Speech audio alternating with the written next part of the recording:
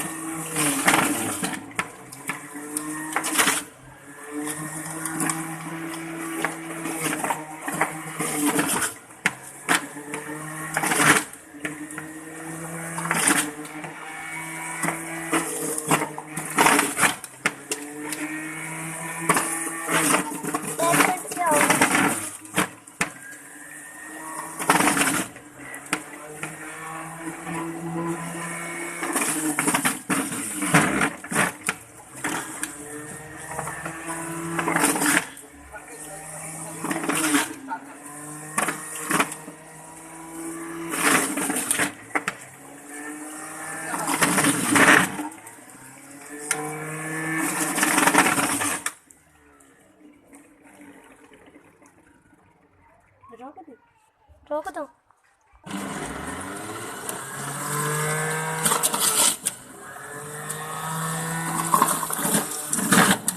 ये हम गाजर और हमने काट लिए थे और माल्टे भी छील के रख लिए थे।